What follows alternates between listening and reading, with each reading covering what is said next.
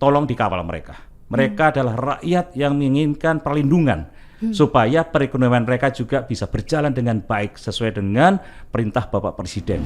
Kemudian ada mafia tanah, dia nggak bisa ngaku-ngaku. Kalau dia ngaku-ngaku, langsung kita pidanakan. Dan yang penting adalah komunikasi sosial yang biasa saya lakukan ketika menjadi Panglima TNI. Saya duduk bersama, ngobrol bersama untuk menyelesaikan masalah-masalah konflik agraria seperti itu. Kok bisa sampai dijulukin si otak setan? Saya selalu kalau ke daerah, saya selalu mengawasi Pak Presiden dan gerak-gerik di lingkungan sekitarnya.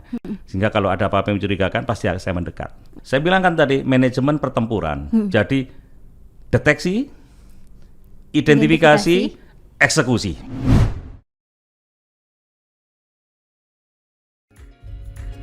Bincang-bincang seru di podcast Kabinet dan Setcap, mari dengarkan diskusi hangat dan beraya.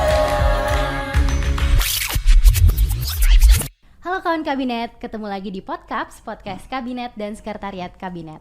Saya Nadira dari Sekretariat Kabinet yang akan menjadi host kamu pada episode Podcaps kali ini. Untuk kawan kabinet yang mungkin belum tahu apa sih Podcaps itu, jadi Podcaps adalah podcast resmi Sekretariat Kabinet yang berisi ngobrol-ngobrol dan diskusi tentang berbagai topik, mulai dari kebijakan pemerintah, hot issue yang sedang berkembang di masyarakat, sampai profil para menteri, yang tentunya dikemas dengan penyampaian yang ringan dan santai. Nah, hari ini tamu saya adalah sosok yang sangat spesial. Kisah perjalanan hidupnya juga gak kalah spesial kawan kabinet. Beliau memulai karirnya di TNI Angkatan Udara sampai mendapuk pucuk pimpinan TNI tertinggi sebagai Panglima TNI pada tahun 2017 sampai dengan tahun 2021. Nah, baru-baru ini beliau dilantik sebagai salah satu menteri di Kabinet Indonesia Maju. Semua pencapaian hidupnya ini ternyata gak didapatkan dengan mudah loh kawan kabinet, tapi melalui proses yang berliku-liku dan juga jatuh bangun. Pasti pada banget udah gak sabar kan dengar ceritanya langsung? Kita sambut aja ya Menteri Agraria dan Tata Ruang atau Kepala BPN Bapak Hadi Cahyanto. Siap Bapak? Assalamualaikum Pak Hadi. Waalaikumsalam warahmatullahi wabarakatuh. Bonjour, comment allez-vous? Oh, Paris Français? Bapak. Nah, tapi saya nggak bisa balasnya lagi nih Pak. Berarti Bapak bisa bahasa Perancis ya Pak? Iya, bisa bahasa Perancis. Tapi kalau bahasa Perancis, je parle français mais beaucoup de oublié. Jadi saya bicara bahasa Perancis tapi sudah banyak yang lupa. Oh gitu Pak. Iya. Tapi masih inget dikit-dikit lah ya Pak. Dikit-dikit apalagi sama native kan langsung nyambung. Nah tapi jangan keterusan ngomong bahasa Perancis ya Kenapa? Pak. Karena saya cuma segitu aja bisanya. Cuma bisa greeting aja Pak. Tapi yang jelas saya mau mengajak kawan kabinet untuk mengenal Pak Hadi Cahyanto lebih dekat hari ini. Dan kita bisa mulai dengan ngeliat foto-foto dulu ya Pak. Boleh. Nanti Bapak bisa cerita juga tentang foto-fotonya. Iya. Oke Pak. Oke. Nah, ada apakah dengan belut ini Pak? Iya, ini jadi kalau saya ngelihat belut seperti di gambar itu ya, saya ingat masa kecil saya karena saya hidup di kalangan ya mungkin ekonomi paling rendah mungkin ya. Jadi masa liburan itu nggak saya gunakan untuk bermain, tapi saya dulu kan sekolah sampai dengan hari Sabtu ya. Jadi hari Minggu itu libur, hari Minggu teman-teman yang mungkin punya duit bisa tamasya kemana-mana, saya ke sawah ini mancing belut. Oh mancing belut iya, ya Pak? Mancing belut, iya. Gitu. Apalagi kalau lagi musim hujan, wah luar biasa. Nah kita lihat foto selanjutnya ya Pak. Iya. Wah. Nah, ini tempe mendol ya Pak. Ada apa nih Pak? Ini sebetulnya mendol, ini buat dari tempe ya. Karena ibu saya kalau lagi punya duit itu beli tempe kemudian dimasak dengan bumbu-bumbu dan jadilah mendol ini. Memang kalau dengan mendol itu lebih kalau bahasa Jawa ngiwai. Jadi lebih lebih terasa itu. Jadi gitu, hanya dengan nasi anget kemudian dikasih mendol, wah seperti kita makan di restoran yang nomor 1 gitu. Tempe mendol ya Pak? Mendol iya. khas Malang ya itu Pak? Itu khas Malang, Okay. iya. Nah ini ada foto selanjutnya. Ini foto keluarga Bapak ya Pak? Ya, ini momen ketika saya baru saja mendapatkan amanah menjadi Panglima TNI. Baik, itu Pak. ada anak saya yang pertama yang perempuan, kemudian anak nomor 2 yang laki-laki sebelah kiri itu, dan itu cucu saya. Nomor 1 cucu saya. Yang anak Bapak yang laki-laki ini juga di TNI AU sekarang ya Pak? Iya, di TNI AU dan sama profesinya seperti saya di TNI Angkatan Udara sebagai penerbang. Oke, ini Bapak kelihatannya sangat dekat sekali dengan keluarga gitu ya Pak, melibatkan keluarga gitu untuk dalam setiap kesempatan gitu ya Pak. Ya, itu bagian dari hiburan saya setiap hari. Ketika capek gitu saya langsung ketemu cucu, sudah capeknya hilang. Oh, capeknya hilang ya Pak. Jadi udah kepikirannya main sama cucu aja jadinya ya Pak. Iya betul sekali. Menyenangkan hati. Iya. Nah sekarang ini ada foto selanjutnya, ini kedua orang tua Pak Hadi ya Pak? Ini bapak saya sama ibu saya. Iya, Bapak bagaimana sih Pak kedekatannya dengan keluarga, dengan khususnya dengan kedua orang tua ya Pak? Ya, karena kita lihat orang tua saya ini adalah bagian dari yang membesarkan saya sehingga saya bisa menjadi seperti ini. Ya, karena prihatin terutama bapak dan ibu saya, sehingga saya benar-benar hormat kepada kedua orang tua saya. Saya tidak pernah sedikit pun membantah. Ya, jadi kalau dikasih tahu apa pasti saya laksanakan. Apalagi saya anak pertama, ya. Saya anak pertama, saya hidup dalam keluarga yang sangat tidak berkecukupan lah ya. Itu jadi mereka berjuang. Ya, Bapak datang dari keluarga yang sederhana tadi Bapak bilang ya Pak. Sederhana, ya. Dan Bapak mungkin dengan keluarga atau saudara Bapak juga dekat ya Pak, berarti sebagai anak pertama gitu, istilahnya ngomong ya Pak ke adik-adik. Karena adik saya semuanya 4, saya anak pertama, jadi saya terus memberikan bimbingan kepada adik saya supaya bisa berhasil hidupnya. Ya. Keren Bapak. Nah ini selanjutnya ada foto dengan ini ketika saya baru pensiun, saya menemuin bapak saya, kemudian saya ajak jalan-jalan. Ini kan kelihatan saya model anak muda ya. Terus bapak saya kan selalu rapi dari dulu. Pakai jas gitu ya Pak? Iya, padahal mau saya ajak jalan-jalan pakai jas. Ya akhirnya saya ajak jalan-jalan, senang. Ini momen yang tidak bisa saya lupakan karena pada waktu itu usia bapak saya sudah menuju ke 86 tahun. Oh baik Bapak. Ya. Dan memang ya tadi dari cerita Pak Hadi saya dengar berarti keluarga atau kedua orang tua Pak Hadi ini sangat berjuang gitu ya Pak? Wah luar biasa ya, karena survive untuk bisa menghidupi anak-anaknya yang kelima, 5 orang, sedangkan dari gajian seorang prajurit, dan pada waktu itu memang ya ada sedikit terlilit hutang lah ya. Oh gitu. Ya Pak. Sehingga gaji dan semuanya itu sudah seperti milik yang menghutangi ke saya. Ya mohon maaf ya, mungkin rentenir lah namanya itu. Ya, dengan saya hidup di sana serba kekurangan, dan ibu saya berjualan rujak. Bapak saya kalau ke kantor bawa pisang goreng untuk dijual di kantor. Saya juga kalau sekolah juga bawa pisang goreng. Jualan juga Pak? Jualan juga, seperti itu. Jadi hanya untuk bisa menghidupi keluarga. Ya. Baik, Pak, kelihatannya memang struggling sekali ya Pak di masa-masa itu. Dan tapi ada nggak sih Pak mungkin momen yang tidak terlupakan gitu buat Pak Hadi bersama keluarga? Ya, yang bentuk karakter saya adalah kedua orang tua saya dan lingkungan ya, lingkungan situasi seperti itu, sehingga orang tua saya selalu mengatakan jadi orang harus jujur. Ya. Kemudian yang kedua, menjadi orang itu harus berbuat baik sama siapa saja walaupun kita orang tidak punya. Nah, dua pesan itulah yang sampai sekarang saya bawa. Karena saya pada waktu itu memang ditempa dalam kondisi susah, sehingga 2 pesan itu benar-benar masuk di jiwa saya, dan saya tidak bisa menghilangkan 2 itu. Jadi pedoman hidup ya Pak? Iya. Walaupun sampai di tingkat menteri saya adalah orang biasa. Saya tidak memandang derajat gitu ya Pak? Saya berani duduk sama masyarakat. Kemarin saya kunjungan juga di tengah-tengah masyarakat, saya duduk bersama, ngobrol bersama untuk menyelesaikan masalah-masalah konflik agraria seperti itu. Oke, ini saya jadi terharu banget nih Pak, dan jadi rindu orang tua juga karena dengar cerita Pak Hadi. Oke, tapi sekarang kita mau bahas masa sekolah Bapak ya. Boleh, silakan. Nah, saya dengar itu Bapak dulu pas SMA jurusan IPA. Ya. Terus Bapak dijuluki oleh teman-teman sekolah sebagai si otak setan, Pak. Nah, itu gimana ceritanya sih Pak? Kok bisa sampai dijulukin si otak setan? Ya, jadi berangkat dari situasi ekonomi yang kurang ya, sehingga teman-teman saya kalau belajar dia memiliki literatur yang banyak. Karena apa? Punya duit sehingga dia beli. Nah, saya bagaimana caranya juga bisa mengetahui literatur itu tanpa saya memiliki buku, sehingga saya main ke rumah teman, belajar bersama, dia baca saya dengarkan, dia ngobrol saya dengarkan, ya kan? Apalagi ada pelajaran yang sangat susah pada waktu itu kan kimia ya. Kimia harus menghitung dan sebagainya. Sama, saya juga ngerasa kimia susah banget Pak. Itu seperti itu. Saya ngelihat bagaimana rumusnya, dan harus beli tabel itu kan yang kimia. Oh iya, tabel periodik ya Pak. Periodik.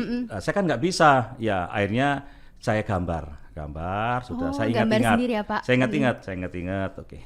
Nah, di sekolah setiap ujian saya nilainya selalu bagus. Lah, yang punya buku itu selalu di bawah saya. Nah, gitu, teman-teman saya bilang, wah dasar kamu otak setan. Nah, itu akhirnya terkenal otak setan. Padahal sebetulnya ya kepingin dengarkan, belajar. Jadi mereka menganggap bahwa tanpa buku kok bisa. Dia tidak tahu kalau saya itu adalah orang yang senang mendengarkan. Termasuk sampai sekarang kalau ada siapapun bercerita perintah dari mana saya dengarkan semuanya.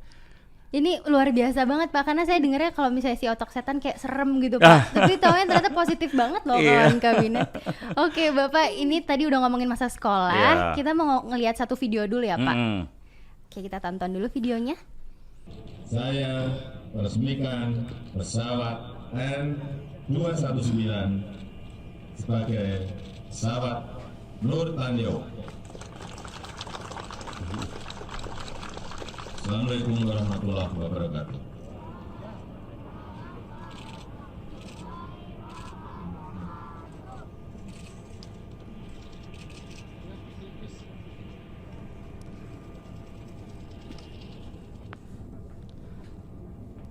Nah, itu dia videonya yang sempat viral Pak, tahun 2017.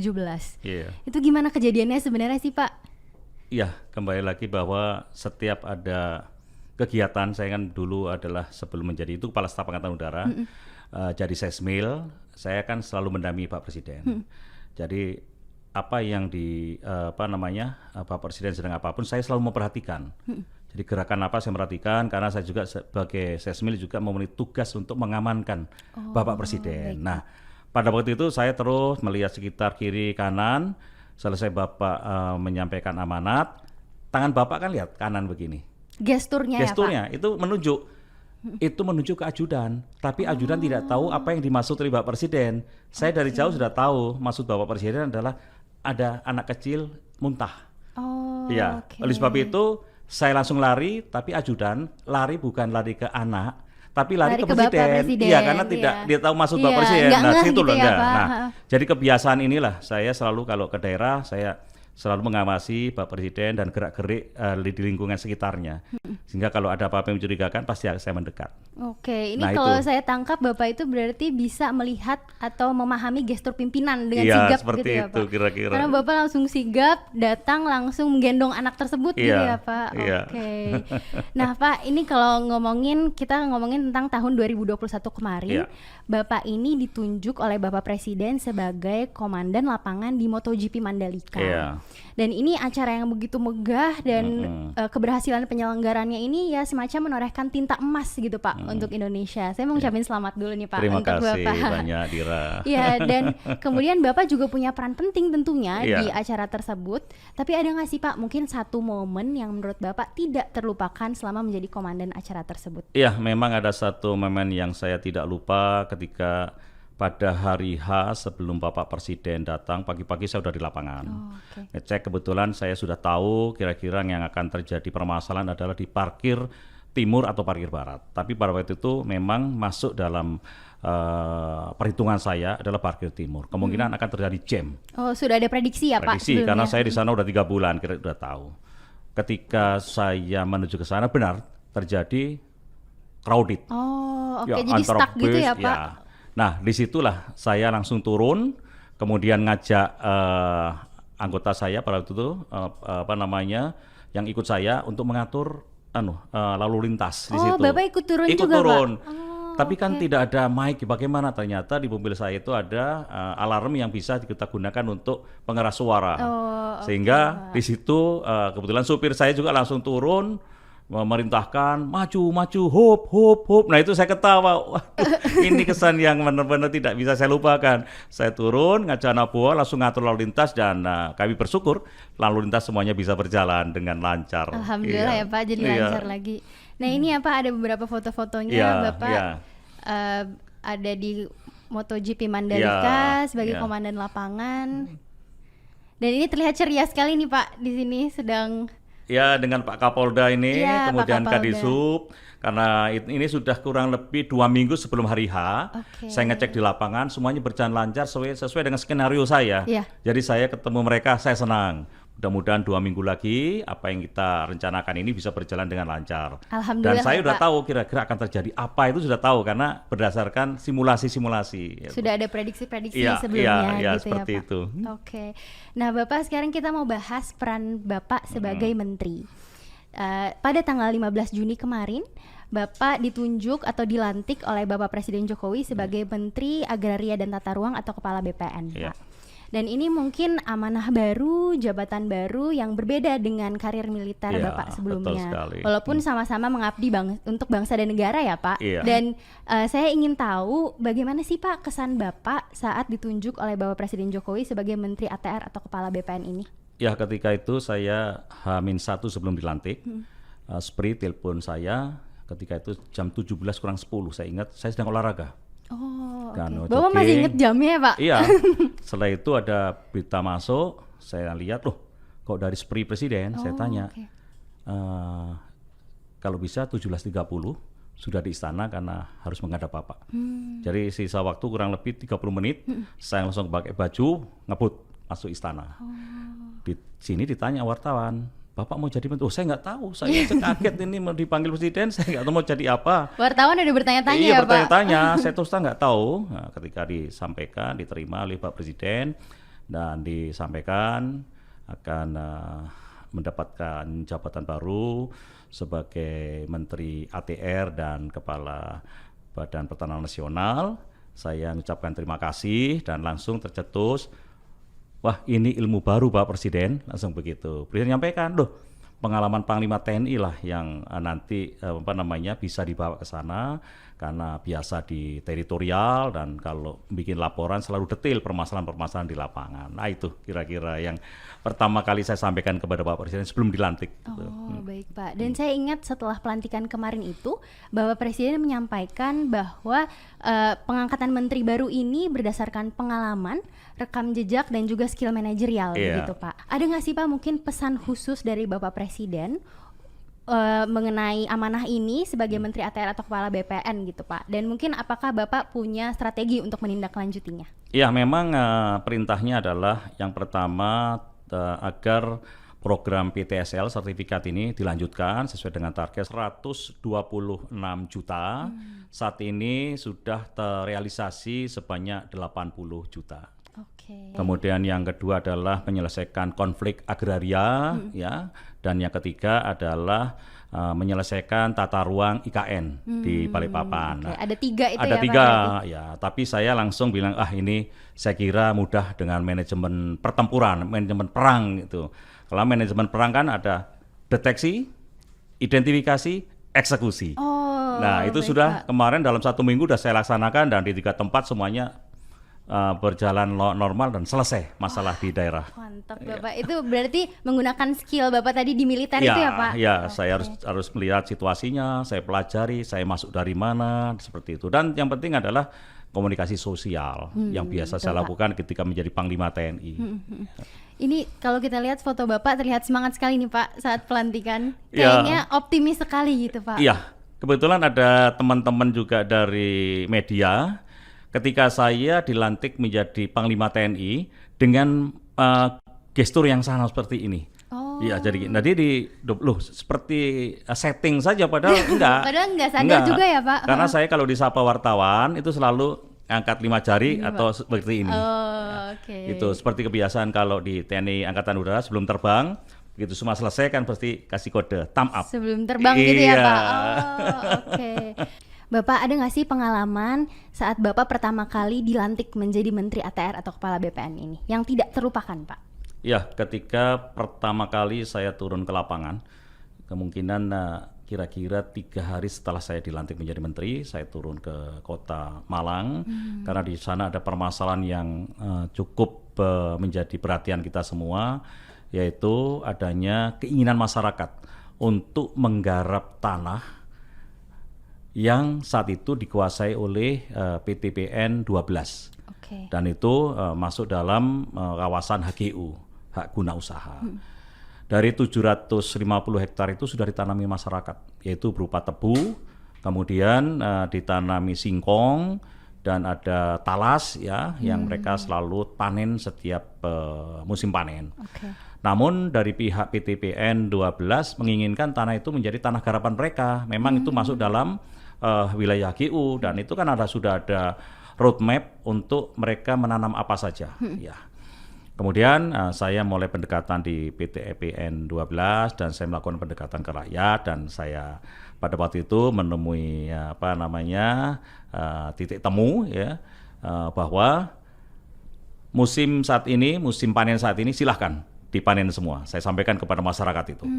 Kemudian tidak ada yang mengganggu apabila masyarakat panen. Karena selama ini kan diganggu. Wah, ini milik ini. Walaupun dia mengatasnamakan seolah PTPN, padahal sebetulnya orang luar itu, iya kan? Nah, setelah saya angkat, kemudian saya juga memberikan permasalahan bahwa Bapak-Bapak dan Ibu sekalian, tanah ini sebetulnya adalah tanah milik PTPN 12. Ini HGU yang menjadi tanggung jawab PTPN. Oleh sebab itu, setelah musim panen ini, pihak PTPN akan berkoordinasi dengan ibu-ibu sekalian untuk bisa di KSO-kan, kerjasama operasi. Ya, kemudian tetapi nanti Bapak-Bapak dan Ibu sekalian, saya akan bicarakan kepada PTPN. Ya, nanamnya nanam apa? Harapan saya adalah masyarakat tetap diberikan kesempatan untuk nanam sesuai dengan skill mereka, yaitu nanam tebu, nanam singkong, dan nanam tanaman-tanaman lainnya. Kalau nanti diberikan perintah untuk menanam karet, skill mereka tidak mampu nanam karet. Sedangkan tebu, jagung ini adalah untuk kehidupan mereka. Tapi dengan catatan Bapak-Bapak dan Ibu sekalian ya, saya akan verifikasi betul nggak yang nanam ini adalah masyarakat sekitar sini. Siapa tahu ada orang di luar kampung. Setuju. Dia teriak gitu semua. Karena saya takutnya adalah 750 hektar ini sudah ada bandarnya dari luar yang hanya mempekerjakan mereka. Jadi merugikan masyarakat juga ya Pak? Rugi lagi. Oleh sebab itu saya turunkanlah Satgas. Saya panggil dan Dandim, kemudian Kapolres, Dandim, Kajari, tolong dikawal mereka. Mereka adalah rakyat yang menginginkan perlindungan supaya perekonomian mereka juga bisa berjalan dengan baik sesuai dengan perintah Bapak Presiden.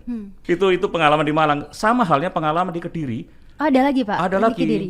Jadi 300 hektar itu udah selesai HGU-nya. Masyarakat menginginkan HGU tidak diperpanjang. Akhirnya saya datangi di sana, di pelosok begitu. Saya lihat karena memang HGU itu dibagi 3. Ada disewakan ke penyewa yang kuat duitnya, tanamin tebu, disewakan lagi ada penyewa yang kuat duitnya ke menanas, yang satu lagi di situ udah ada bukti ikatan jual beli, notaris kan, padahal itu tanah HGU tidak bisa dijual, tapi masih kira-kira masih ikatan jual beli itu kan masih perdata, jadi belum pidana dan tidak masalah, hanya nunggu izin dari menteri. Melihat situasi di situ, saya sudah bisa ngambil kesimpulan. Bapak-bapak dan Ibu sekalian, saya sudah tahu permasalahan di sini. Apa Pak Menteri? HGU-nya kan tidak usah diperpanjang. Betul, ya tidak saya perpanjang. Wah, teriak lagi. Jadi mendengarkan aspirasi dari masyarakat, tapi tetap ada pengaturannya juga ya Pak? Saya bilang kan tadi, manajemen pertempuran. Jadi deteksi, identifikasi, eksekusi. Saya terapkan juga nih Pak berarti nanti buat pekerjaan. Nah ini kalau misalnya kita bicara mengenai tanggung jawab Bapak gitu, pasti kan tidak terlepas dari tantangan gitu ya Pak. Mungkin ya apalagi sebagai menteri gitu perannya sangat krusial dan kemudian juga tanggung jawabnya sangat besar. Apa yang Bapak anggap sebagai tantangan terbesar Pak dalam menjalani amanah ini?